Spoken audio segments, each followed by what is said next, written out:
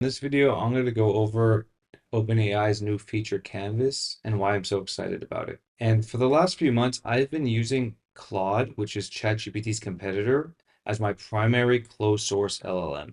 So let's zoom out for a second.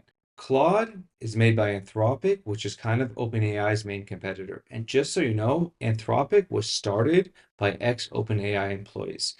And for the last few months, I've actually been preferring Claude to ChatGPT. And Claude had a newer model and it had a few new features. And one of those features was called Artifacts. What Artifacts does is it takes your chat and separates its output. So you kind of have two windows. You have the chat on one side and the output on the other side. And this is really helpful when you're writing long forms of text or code because you could keep chatting with the LLM and not have to go scrolling to the top and you can just see the output on one side. And because of this feature and Claude's model, I prefer to go to Claude for so many months.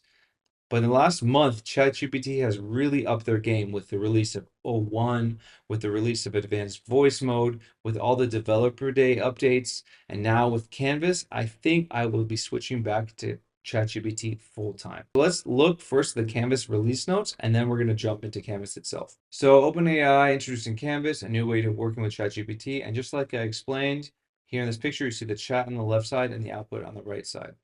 We're introducing Canvas, a new interface for working with ChatGPT, writing and coding. And Canvas was built with ChatGPT 4.0 and can be manually selected in the model picker while in beta.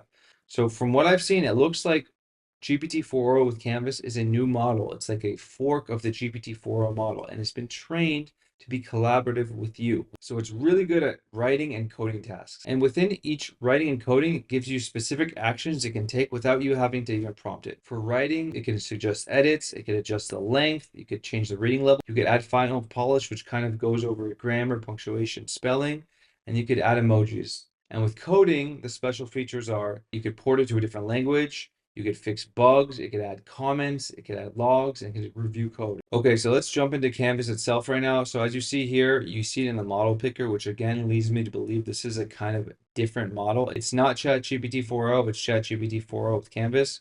As you see, it's in beta. So you click ChatGPT 4.0 with Canvas. Right now, it's only available to premium subscribers. It should be released to everyone soon, and I think they're going to add more features as they go. Let's just do a writing task with it really quickly. Let's have it write a brochure on the importance of waiting at least 90 minutes after waking up to drink coffee. So as we'll see right now, the chat is now on the left side. You see my original prompt, and here on the right side, you see its output. It's the brochure I asked it to create. So you see here on the right side, we have all these actions. We have add emojis, add final polish, change the reading level, adjust the length, and suggest edits. Before we get into these things, I want to show you something. So Canvas does a few things better than Artifacts. And one of those things is that you're able to edit directly within the canvas. So with Artifacts, you would get the output on the right side. I'd have to copy it and paste it into a text editor, even Word, for example, to make edits, and then copy and paste it back to Claude. But with Canvas, you can edit it directly within the UI. So first of all, I can edit here. So as you see, I'm able to type directly in the user interface. It's great. I don't have to copy and paste it somewhere else. I really like this. Another great feature of Canvas is that you can select parts of the output and have ChatGPT just work on that specific part of the output without the need of it having to send the whole output back to ChatGPT and give you a whole new version. You could work selectively, and that should save a lot of tokens and not increase the context window every iteration. Let us take this and let's say, let's make this shorter. Make this shorter.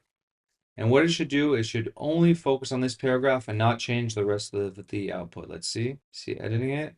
Made it short, that's great. Okay, so now let's look at the quick actions. I don't want to add emojis. I think it's a dumb feature. Add final polish. This will fix grammar, punctuation. Let's change the reading level. Let's make this kindergarten level. So now it's going to rewrite the whole output so it's easy to understand, so a kindergartner can understand it. It simplifies the text to make it suitable for a kindergartner, using easy words and short sentences. And I like this version the most, to be honest.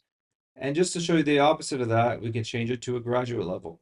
And this version, the graduate school version, looks a lot better. It looks a lot more professional, even scientific. That's great, but I like the kindergarten level. The last thing I want to show you here is the ability to change the length. And again, these are all things you could prompt in the text box, but I think it's much easier to just press a button and do it. So let's make it really short. So now it's going to rewrite the whole thing to make it shorter. Cool. Another thing I really like about this is you're able to undo. You could go to a previous version, click here the back button, and you say restore this version, and now we go back to the longer version we had before. Now, I just want to show you Claude very quickly. Let's make the same prompt we did with ChatGPT Canvas. I just want to show it to you in Claude with Claude Artifacts.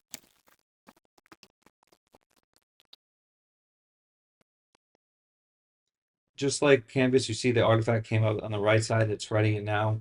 We're not going to relate to the content here. I just want to point out feature-wise, I'm not able to edit here.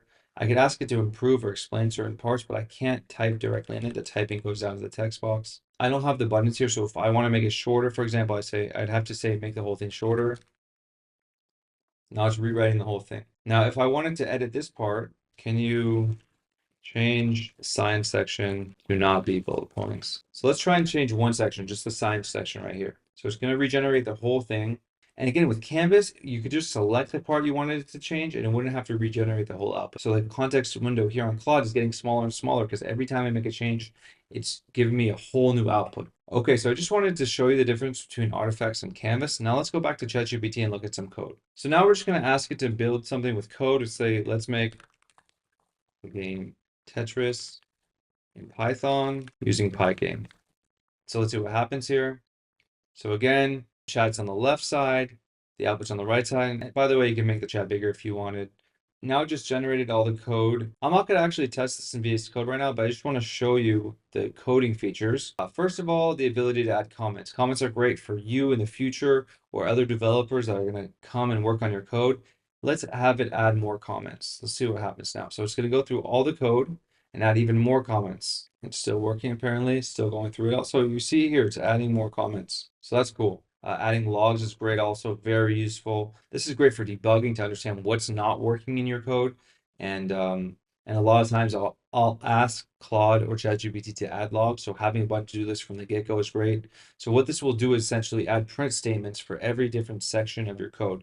So you'll be able to understand what worked and what didn't work. Okay, as you see here, it added print statements throughout the code to help us debug its behavior. That's cool. There's the port to language, where we could change it to different languages, which are really cool. PHP, C++, Python, which we have right now, JavaScript, TypeScript, and Java. I think that's really cool. But let's get to the great stuff. Let's get fixed bugs. Now, what's interesting here is ChatGPT actually wrote all this code. So if we ask it to fix its own bugs, I'm interested to see what will happen. And I guess it's kind of going to iterate on its own code, which is really cool. I've reviewed the code and made necessary adjustments. Let's press fix bugs again.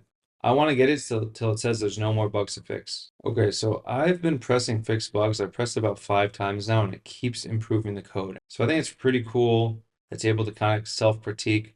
This also reminds me of chain of thought in a way. And although this isn't the reasoning model, it is able to improve itself. Okay, so now I reviewed the code and found no bugs. Okay, so let's try and make a bug here. Let us just change something. Let's remove an R here. And I made some bugs here. Let's see what happens when we click fix bugs. Will it find what I changed? I see it changed it here. Okay, it said I reviewed the code and found no bugs, but I did put a bug in there and it did solve it, so I consider that a win. And I think it's so cool that I'm able to edit within the canvas itself. And lastly, we have code review. So let's press code review. And code review is kind of like what we had in the writing tools. And what it does, it will go through all our code or our text and give us suggestions, which we could either apply, like accept or reject, kind of like Google Docs. So this nested list comprehension is potentially inefficient. Consider flattening it using iter tools or optimizing the grid lookup. Okay, let's just do that. Let's go with them. So again, it's actually iterating and improving its own code. So my point is Canvas for ChatGPT is great. It's going to bring me back to ChatGPT over Claude. I really like the functionality. I like the ability to edit within the UI. I think with ChatGPT's Canvas, with its advanced voice mode, with O1, with the recent Developer Day updates, I think ChatGPT is back on top. The pendulum for me has swung back from Claude to ChatGPT, and it will keep going back and forth as companies will add new features and new models. But right now, ChatGPT is back on top. To add to that, as we know, OpenAI just raised $6.6 billion. They almost doubled their valuation from I think 86 billion to 157 or 156 billion dollars. They've changed from a non-profit company to a for-profit company, which we all knew was going to happen.